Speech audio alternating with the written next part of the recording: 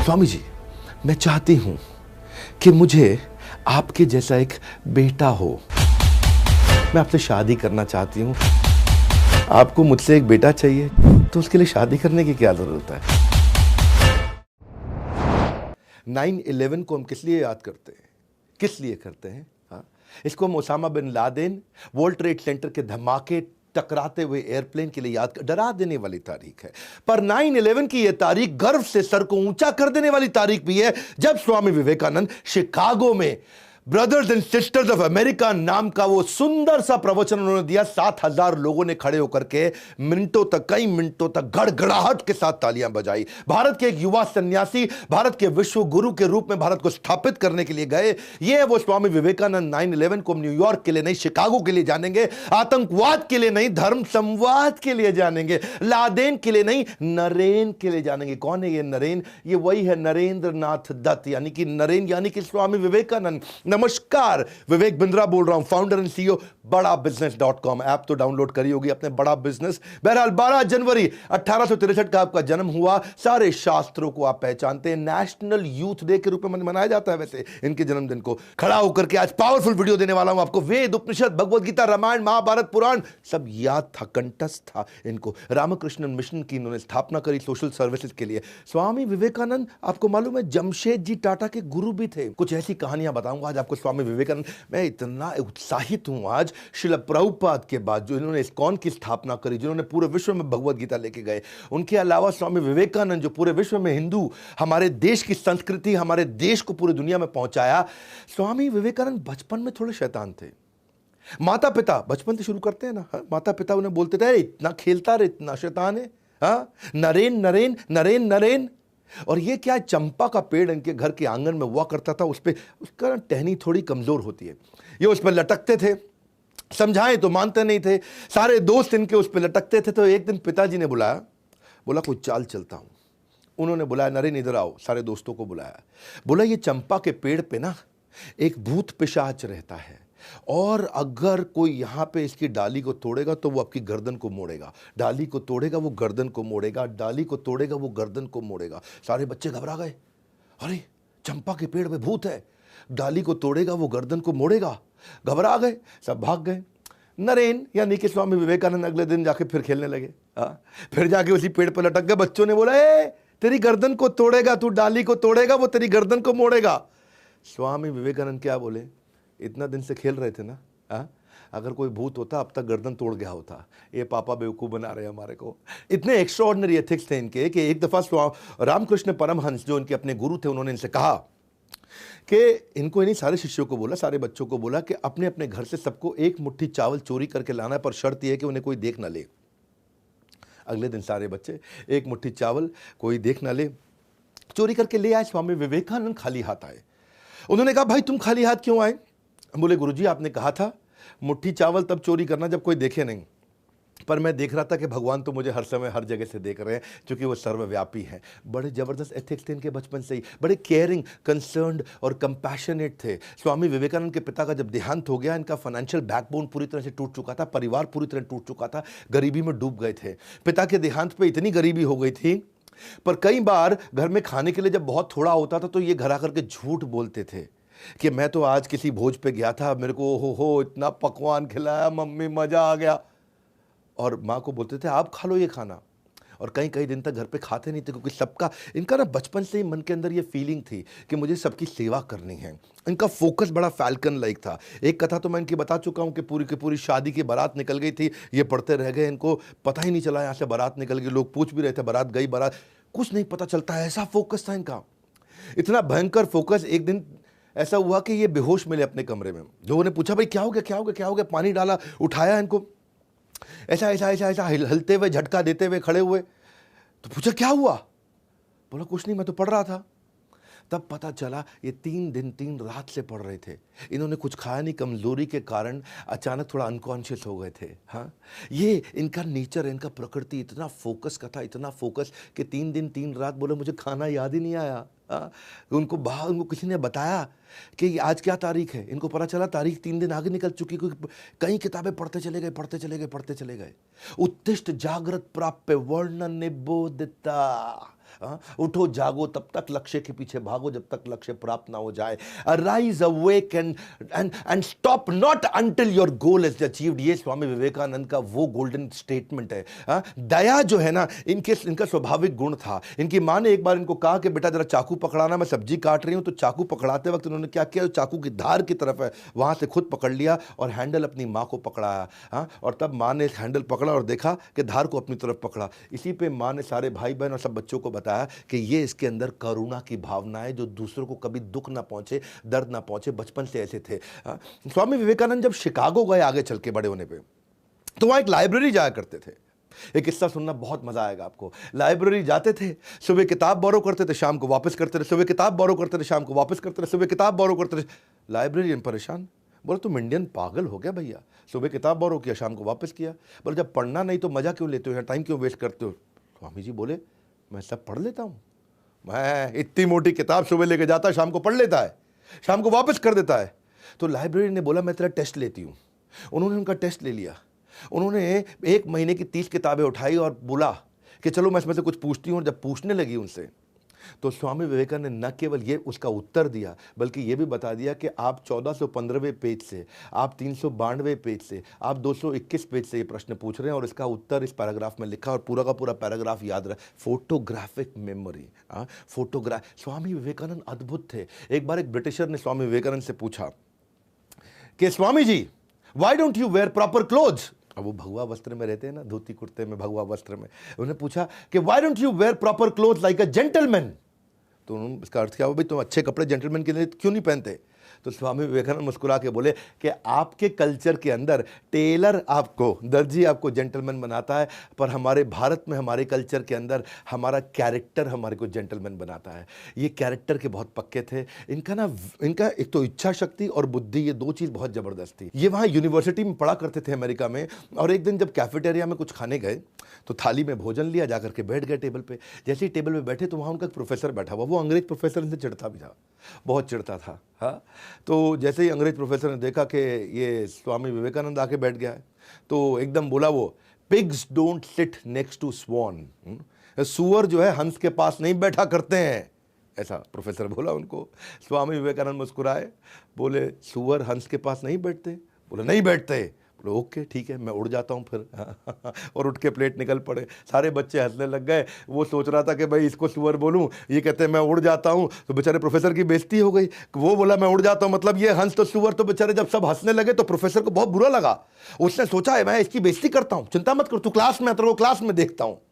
वो स्वामी विवेकानंद क्लास में आके बैठे तो प्रोफेसर ने कहा ए तुम खड़े हो जाओ।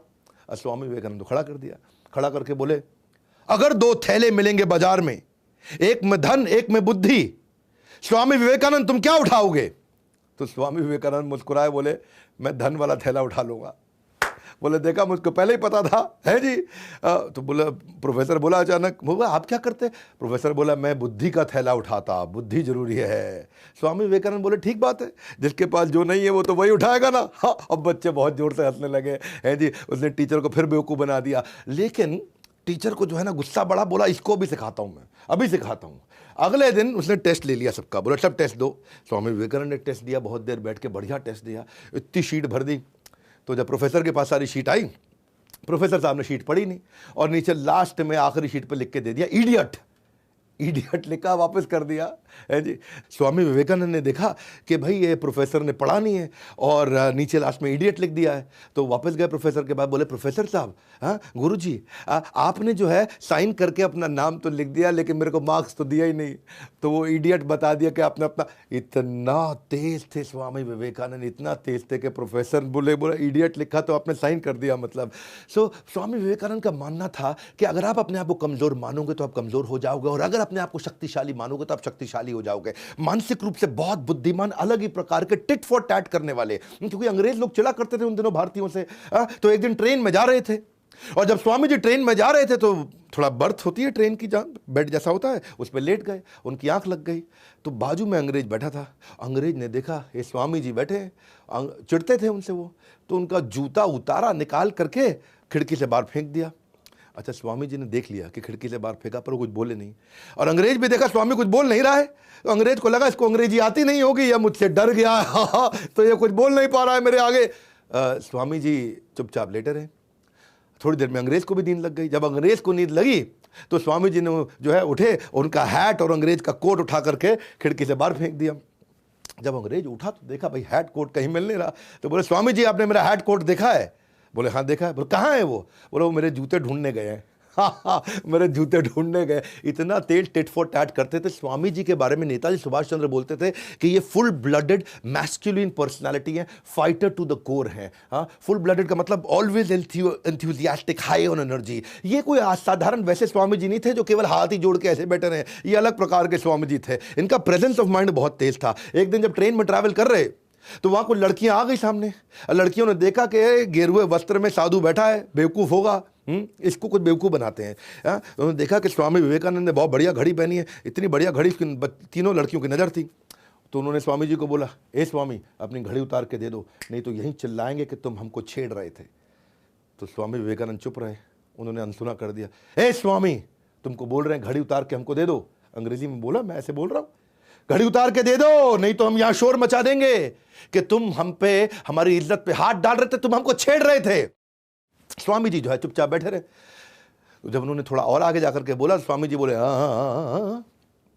तो लड़कियां बोली अब क्या करें, हाँ जी कैसे समझाएं इसको?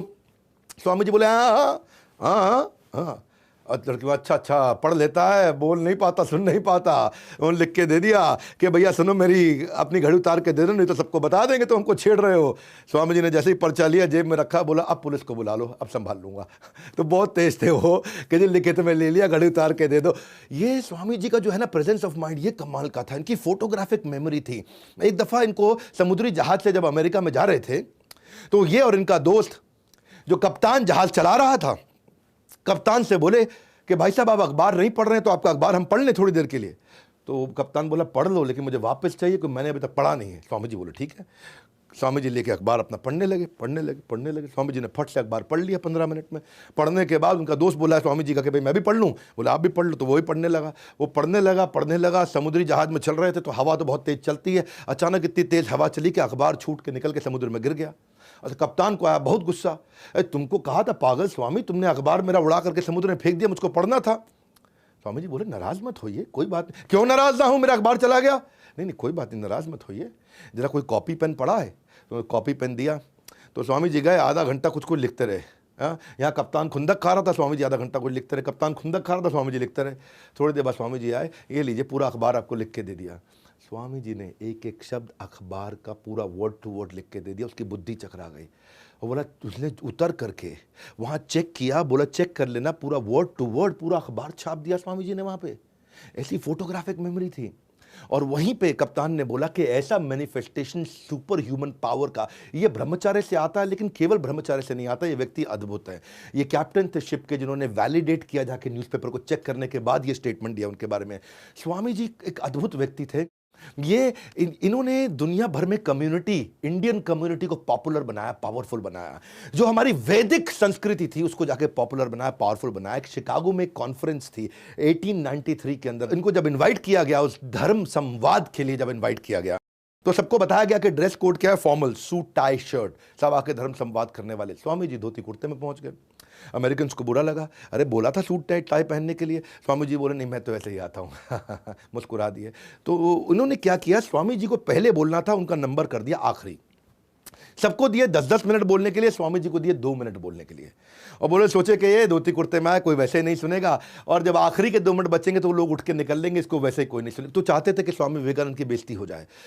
बहरहाल स्वामी विवेकानंद जब आखिरी के 2 मिनट इनको दिए गए, वो स्टेज पे गए, इधर देखा उधर देखा, गहराई से उन्होंने जब वो फेमस स्पीच अपनी शिकागो की दी, तो ये वो स्पीच है जो स्पीच लोगों ने सुनते ही खड़े होकर के बीच बीच में तालियां बजानी शुरू कर दी।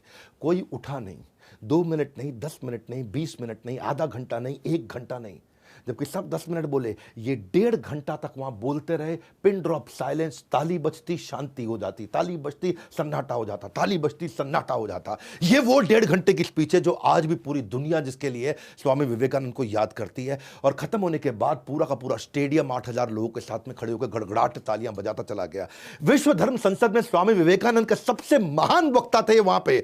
और न्यूयॉर्क हेराल्ड ने कहा, उन्हें सुनने के बाद लगता है कि जिस देश में इतने विद्वान और बुद्धिमान लोग रहते हैं उस देश में मिशनरी को भेजना, क्रिश्चियन मिशनरी को भेजना मूर्खतापूर्ण होगा। ये न्यूयॉर्क हेराल्ड ने बोला, उनका सबसे बड़ा अखबार हुआ करता था।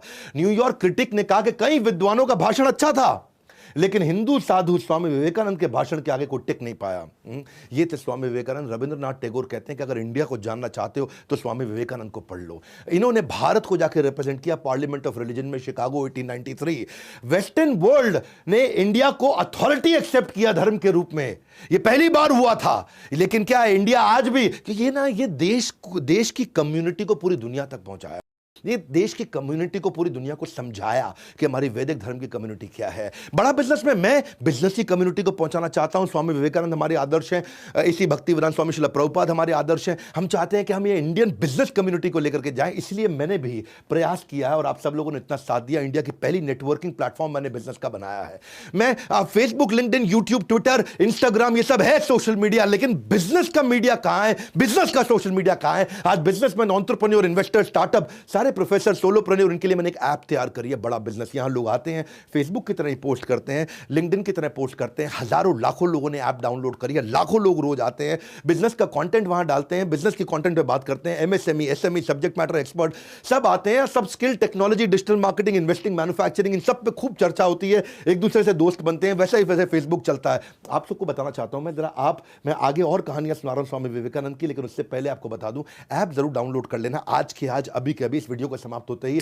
आपको इररिलेवेंट कंटेंट नहीं है वहां, कोई भी, केवल बिजनेस पे कंटेंट है। मैंने 4 आर पे फोकस किया। रेलेवेंट कंटेंट, आपकी बन जाए रेपुटेशन, आपको मिल जाए रेवेन्यू, आपके बन जाए रिलेशंस, आपको मिल जाए रेफरल। बस यही है मेरा मुद्दा। ऐप डाउनलोड करके आप खुद ही फील करोगे, आपके हजारों लाखों फॉलोअर्स बनने लग जाएंगे अगर आप वहां कंटेंट डालोगे तो। बहरहाल, जैसे स्वामी जी ने प्रयास किया, एक इंडियन कम्युनिटी को एस्टैब्लिश दुनिया में जाकर के किया, इनके लेक्चर के बाद स्वामी जी के बहुत पॉपुलर हो गए।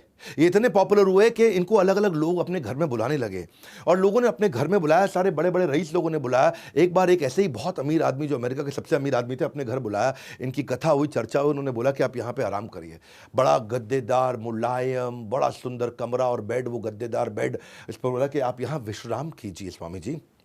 स्वामी जी गए, उन्होंने बेड देखा, जाके उस पर बैठे, लेकिन उनके मन में विचार आया कि मेरी माँ आज भी जमीन पे सो रही होगी भारत में, आज भी कम से कम 25 करोड़ भारतीय जमीन पे वहाँ सो रहे होंगे, बड़ी एक्सट्रीम कंडीशंस में, जिनके पास पंखा तक नहीं है, जिनके पास कोई सुविधा नहीं, जिनके पास बिजली नहीं है, और बहुत बुरी हालातों में बिना खाना खाए सोते हैं। तो मैं कैसे बिस्तरे पर सो जाऊँ? उस दिन वो बिस्तरे पर नहीं सोए, वो ज़मीन पर सोए, लेकिन वो उनका आखिरी दिन था। उसके बाद उन्होंने कभी किसी का इन्विटेशन एक्सेप्ट नहीं किया, अपने आश्रम में जाके सोया करते थे। इनफैक्ट एक बार प्राइम मिनिस्टर ब्रिटेन के, उन्होंने स्वामी जी को इन्वाइट किया और लंच पे उनको बिठाया, और लंच में स्वामी जी खुद भी बैठे उनके साथ में। अब ब्रिटेन का प्राइम मिनिस्टर छुरी कांटा लेकर के अपना बढ़िया से खाने लगा, भाई प्राइम मिनिस्टर है, और स्वामी जी बड़े बुद्धिमान थे, उनको बुलाया कि भाई चर्चा हो जाए उनसे। स्वामी जी अपना प्लेट लेकर के हाथ से खाने लगे। तो प्राइम मिनिस्टर उनकी तरफ देखा, उसको बड़ा बुरा फील हुआ, यार हम छुरी कांटे से खा रहे हैं यहाँ पे, अपने चम्मच से खा लो कम से कम, तुम छुरी कांटे से नहीं खा सकते। पर स्वामी जी अपना हाथ से खाए चले जा रहे हैं वहाँ पे, उनको बड़ा फील हो गया। तो उन्होंने से पूछ लिया कि आप इंडियंस इतने मॉडर्न एनवायरनमेंट के अंदर अभी भी हाथों से ही खा रहे हैं, ये क्या तरीका हुआ? तो स्वामी जी ने जवाब दिया अंग्रेजी में, because no one has used my hands before to eat. क्या अर्थ हुआ इसका? किसी ने मेरे खाने से पहले मेरे हाथों से खाना नहीं खाया है, लेकिन बहुत से लोगों ने मेरे इस खाना खाने से पहले इसी छुरी कांटे से खाना खाया है। यानी कि ये छुरी कांटे सब झूठे हो चुके हैं, मेरा हाथ आज तक मेरे ही मुंह में जाता है, ये दुनिया के मुंह में नहीं जाता है। स्वामी विवेकानंद का ये उत्तर सुन के ब्रिटेन के प्राइम मिनिस्टर बहुत हैरान हो गए। हाँ, भारत हमारा अभी परतंत्र था, स्वतंत्र नहीं था, लेकिन इतने बुद्धिमान लोगों को देख करके दुनिया, नेताजी सुभाष चंद्र बोलते थे कि इतने प्रोफाउंड, इतने कॉम्प्लेक्स थे कि if he had been alive, I would have been sitting on his feet। Hindi में कहूं तो स्वामी जी इतने महान गहन थे कि अगर वो जिंदा होते तो मैं उनके चरणों में रहता। ये नेताजी सुभाष चंद्र बोस कहा करते थे। इतने क्लेवर थे, बियॉन्ड कंपैरिजन इनकी बुद्धिमता। एक बार एक अंग्रेज ने क्या किया कि बहुत सारी किताबें रखी और बुलाया अपने घर पे, ये देखो। अच्छा, नीचे रख दी उसने भगवत गीता सबसे आखिरी में, और सबसे ऊपर रखी बाइबल। ये देखो मेरी किताबें, इतना पढ़ता हूं मैं, सबसे ऊपर देखो बाइबल है। तो स्वामी जी मुस्कुराए, फिर बोला ठीक लगाया ना मैंने सारी किताबों को? उसने बेइज्जती करना चाहता था कि भगवत गीता नीचे कर दी आखिरी में, बाइबल ऊपर कर। स्वामी जी बोले बिल्कुल ठीक लगाया आपने, बहुत अच्छा लगा है। हाँ? अच्छा, वो अंग्रेज़ हैरान हो गया, उसको लगा स्वामी जी बुरा क्यों नहीं माने अभी तक। तो स्वामी जी ने जवाब दिया कि आपने सबसे नीचे भगवत गीता को रख के सबसे अच्छा काम किया, उसको नीचे ही रखिए, क्योंकि वो फाउंडेशन है दुनिया की बाकी सारी किताबों की। जैसे ही आपने भगवत गीता हिलाई, बाकी सारी किताबें नीचे गिर जाएंगी, और जब तक भगवत गीता को फाउंडेशन रखोगे दुनिया चलती चली जाएगी। ये थे स्वामी विवेकानंद, महिलाओं को उतना रिस्पेक्ट किया करते थे। लेकिन एक दफ़ा ये थोड़ी महिलाओं की कहानी सुनाता हूँ आपको। स्वामी विवेकानंद एक दफ़ा एक यूनिवर्सिटी में लेक्चर देने गए, तो वहाँ एक बहुत सुंदर लड़की थोड़ा दूर से, ये 3-4 लोगों से बात कर रहे थे, थोड़ा दूर से इनको देख रही थी। अच्छा, स्वामी जी पहचान गए थे कि देख रही है मुझको, लेकिन ध्यान नहीं दिए। पर वो खड़े होकर देखते रही स्वामी जी को, और ये 3-4 लड़कों के साथ अपना बात कर रहे थे। बहुत देर तक स्वामी जी ने देखा कि वो देख रही है। जैसे ही ये लड़के गए तो स्वामी जी उनकी तरफ मुड़े और प्रणाम किया। तो वो लड़की उनके पास आई और बोली, स्वामी जी। बोला जी। स्वामी जी, मैं चाहती हूँ कि मुझे आपके जैसा एक बेटा हो, मैं आपके जैसा एक बेटा चाहती हूँ, तो क्या आप मुझे एक बेटा दे सकते हैं? मैं आपसे शादी करना चाहती हूँ, आप शादी करके मुझे अपने जैसा एक बेटा दे दीजिए। तो स्वामी जी मुस्कुराए, मुस्कुरा के बोले, आपको मुझसे एक बेटा चाहिए जो कि मेरे जैसा हो, तो उसके लिए शादी करने की क्या ज़रूरत है? तो स्वामी जी तो लड़की, ओह, बिना शादी के आप बेटा दे दोगे मुझको? Good idea. हाँ, तो लड़की को लगा कि लगता है स्वामी जी तैयार हो गए हैं, अब मुझे बढ़िया बढ़िया। तो उसके मन में कुछ हार्ट ऐसा चलने लगे, ऐसा मतलब वो सोच ही रही थी। तो स्वामी जी फिर मुस्कुराए, बोले, हाँ मैं ठीक कह रहा हूँ, बिना शादी के आपको मेरे जैसा बेटा मिल सकता है। देखो, शादी करके मैं कोई गारंटी नहीं दे पाऊँगा कि हमारे संबंधों से जो संतान की उत्पत्ति होगी वो बिल्कुल मेरे जैसा होगा, ये मैं गारंटी नहीं दे सकता, लेकिन मेरे पास दूसरा उपाय है। वो बोली, क्या? वो उपाय ये है कि अगर आपको बिल्कुल मेरे जैसा बेटा चाहिए तो मुझे ही अपना बेटा बना लीजिए, मैं आपको अपनी माँ स्वीकार कर लेता हूँ, एक और बच्चा करने की क्या आवश्यकता है। वो लड़की बहुत हैरान हो गई, और उस दिन से स्वामी जी ने उनको अपनी माँ के रूप में देखा, स्वीकार किया, और वही औरत चल के आगे स्वामी जी की सबसे बड़ी शिष्याओं में से एक शिष्या बनी। ये थे स्वामी जी, जिनकी इंद्रियां हमेशा नियंत्रण में रहती थी। वो क्या कहते थे? हमेशा कहते थे कि if you can stretch a helping hand, do so, and if you can not then fold your hand. इसका अर्थ क्या हुआ? यदि आप किसी की मदद करने के लिए हाथ बढ़ा सकते हैं तो बढ़ाइए, और अगर मदद के लिए हाथ नहीं बढ़ा सकते तो कम से कम हाथ जोड़ तो लीजिए। या तो हाथ बढ़ा के मदद करिए या हाथ को जोड़ लीजिए। स्वामी विवेकानंद ऐसे ही महिलाओं का इतना सम्मान करते थे कि मेवाड़ के एक राजा ने एक बार उनको अपने यहाँ पे एक किसी बड़े इवेंट में बुलाया, और मेवाड़ के राजा थे, राजसी वहाँ पे व्यवहार था, तो वो सब बैठे थे, और वहाँ पे कुछ महिलाओं का मतलब नृत्य गान सब चल रहा। तो कुछ महिलाएं अच्छा बढ़िया से डांस कर रही थी, अपना राजस्थानी स्टाइल में डांस कर रही थी। स्वामी विवेकानंद उठ के बाहर निकल गए। लोगों ने पूछा ऐसा क्यों? बोला, it is indecent to see a women dancing for my own fun. हाँ, अपने मज़े के लिए महिला को नाचते हुए देखूँ, ये तो मेरा संस्कार नहीं है। सो इनका जो कैरेक्टर था वो बहुत पावरफुल था। एक बार स्वामी जी के ना आश्रम में उन्होंने नियम बना रखा था कि कोई औरत नहीं आ सकती है, और ये आई थिंक इट वॉज 1902 जून का महीना। ये बहुत बीमार थे, बहुत बहुत बहुत बहुत बीमार थे, बहुत सारी बीमारियां लग गई थी। तो इनकी माँ इनकी देखभाल करने के लिए आई, और स्वामी जी ने देखा जब मेरी माँ मॉनेस्ट्री के अंदर आ गई, यानी कि उस आश्रम के अंदर जहाँ सन्यासी ब्रह्मचारी रहते हैं वहाँ अंदर आ गई है, तो उनको बहुत गुस्सा आया। उन्होंने सारे शिष्यों को बुलाया, बोला मेरी माँ को ले जाओ यहाँ से। तो उन्होंने बोला, नहीं, आपका ध्यान रखने के लिए आई, आप इतने बीमार हैं। बोला, रूल इज़ रूल, सबके लिए बराबर रूल है। हाँ, ये मेरी माँ भी अंदर नहीं आ सकती है। तो उनकी माँ भी ब्रह्मचारी आश्रम तक चली गई, और 39 साल की उम्र में उसी साल अगले महीने उनका देहांत हो गया, इतनी सारी बीमारियों के कारण। उस समय उन्हें 39 बीमारियाँ थी, कैंसर भी था, क्षमा चाहता हूँ 31 बीमारियाँ, 39 साल की उम्र, migraine, tonsils, asthma, persistent fever, liver खराब हो गया, किडनी खत्म हो गया, इंडाइजेशन। ये 1 घंटे से ज़्यादा सोते नहीं थे कभी। इनको गैस्ट्रोनॉमिक ब्लोटिंग, इनको सर्वाइकल की समस्या, बैक में पेन, इतनी सारी बीमारियां इकट्ठे हो गई इनको। 31 बीमारियों के साथ, हार्ट प्रॉब्लम के साथ, कार्डियक अरेस्ट के कारण इन्होंने देहांत हो गया इनका। वो कहते हैं कि हमेशा ये बोल के गए हैं स्वामी विवेकानंद, एक चीज़ जो मुझे अच्छी लगी, don't forget who is helping you. कभी भूलना मत जिसने तुम्हारी मदद करी है। हाँ, कभी उसके साथ द्वेष मत करना जिसने तुमसे प्रेम किया है, और कभी को लूट मत लेना जिसने तुम पे विश्वास किया। Don't forget who is helping you, don't hate who is loving you, don't cheat who is believing you. ये थे स्वामी विवेकानंद। मैं हमेशा ऐसी भक्ति वेदांत स्वामी शिला प्रभुपाद का वीडियो बनाया, आपने नहीं देखा तो शिला प्रभुपाद का वीडियो जरूर जाकर के देखिएगा। लेकिन इसके बाद मैं स्वामी विवेकानंद का वीडियो बनाना चाहता था, इतनी रिक्वेस्ट आप लोगों ने कमेंट बॉक्स में करी, अगला वीडियो किसका देखना चाहते हैं बताइएगा। पर एक बहुत बड़ी अनाउंसमेंट दे रहा हूं, 2.5 साल के बाद, अरे बहुत एक्साइटेड हूं, 2.5 साल के बाद त्यागराज स्टेडियम में पूरे स्टेडियम के साथ खचाखच पावरफुल इवेंट करने वाला हूं। मेरे साथ सारे अरबपति प्रोफेसर और मैं खुद आकर के आपको बिजनेस ट्रेनिंग देने वाला हूं। अगर आप मेरे कोर्स को खरीद चुके हैं तो अपनी सीट ब्लॉक करा लीजिए, अगर आपने कोर्स नहीं खरीदा है तो फटाफट ले लीजिए। Powerful, impactful, high motivation business coaching program, सारे बिलियनियर प्रोफेसर, और स्टेडियम चाहे कितना भी बड़ा हो, हमारे लिए सीटें हमेशा कम पड़ जाती हैं। 3, 4, 5 जून सुबह से रात तक आप मेरे साथ रहने वाले हैं। बहुत बड़ा सेलिब्रेशन होगा, इतना सॉलिड ट्रेनिंग प्रोग्राम। मैं आपको साफ बात बताऊं, कितना भी बड़ा स्टेडियम क्यों ना ले लें, सीटें हमेशा कम पड़ती हैं, लोगों को वापस लौटना पड़ता है। अच्छा, इसमें कुछ स्पेशल सीट भी हैं, बिजनेस लाउंज सीट, उसका पता कर लीजिएगा, ये फर्स्ट रो होती है। फिर रॉयल डायमंड सीट, ये आगे की कुछ रो होती हैं, और फिर डायमंड कैटेगरी सीट, ये सारी की सारी प्रीमियम सीट्स होती हैं। ये केवल लिमिटेड है, चुनिंदा कस्टमरों के लिए, बाकी स्टेडियम में सब लोग बैठ ही सकते हैं। ये सीट्स लिमिटेड है। अगर आप बिजनेस लाउंज लेना चाहते हैं तो बिलियनियर प्रोफेसर्स के साथ उठ सकते हैं, बैठ सकते हैं, हमारे साथ उठ सकते हैं, बैठ सकते हैं। और बाकी की भी सीट्स में आप हमारे साथ आकर सेल्फी लेना चाहते हैं, आप सीधा मुझसे इंटरैक्ट कर सकते हैं आकर के।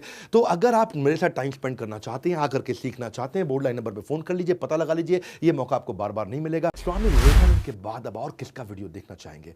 मैं आपको बहुत सारे वीडियोस वापस देना चाहता हूं, फिर वापस आके खड़ा हुआ हूं, और इस बार पूरे फोर्स के साथ फिर बहुत सारे वीडियोस लेके आने वाला हूं। जैसे मैंने पिछले साल बहुत सारे वीडियोस लेके आया था, इस बार बहुत सारी personality based case studies. Comment box में जानना चाहता हूं आप किसका वीडियो देखेंगे, और स्वामी विवेकानंद को प्रणाम करने के लिए नीचे कमेंट बॉक्स में उनका आशीर्वाद लेने के लिए, मुझको भी आशीर्वाद देने के लिए कि उनका आशीर्वाद मिले, हमारे साथ जुड़े रहने के लिए, वीडियो को सही लोगों तक पहुंचाने के लिए आप सबका हृदय की गहराई से प्रेम पूर्वक बहुत बहुत धन्यवाद।